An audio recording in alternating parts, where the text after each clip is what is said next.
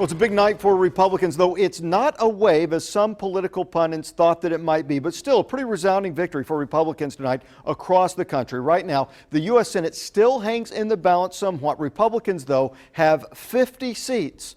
Some of the states are still coming in. In New Hampshire, Democrat Jeanne Shaheen keeps her seat. She defeated Republican candidate Scott Brown. But in Colorado, Democrat incumbent Mark Udall went down in defeat against Republican Cory Gardner. In Virginia, where no one thought it would be a close race, Republican Ed Gillespie is currently ahead of Democrat Mark Warner by a razor-thin margin. In Kentucky, Senate Minority Leader Mitch McConnell keeps his seat. And votes in Iowa and North Carolina are still being counted. Some people think that the Republicans could even get to 54. We're going to continue watching it. Right now, they're at 50.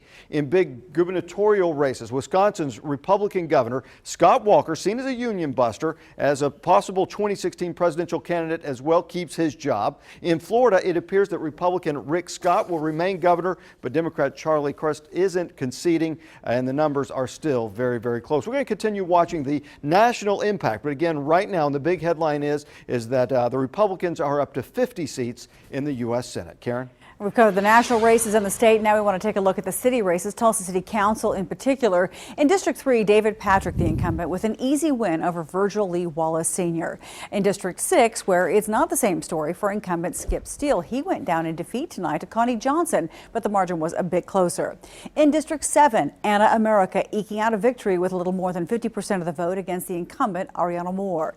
In District 9, incumbent G.T. Bynum had very little competition. He walked away with well over 80% of the vote over perennial candidate Paul Tay. And in one of the more heated races for district judge, incumbent judge Mark Barkas fails to keep his seat. Challenger Doug Drummond, he's the first assistant DA in Tulsa County. He walked away with the victory with 62% of the vote. You know, people in Pittsburg County saying no to selling liquor by the drink on Sunday.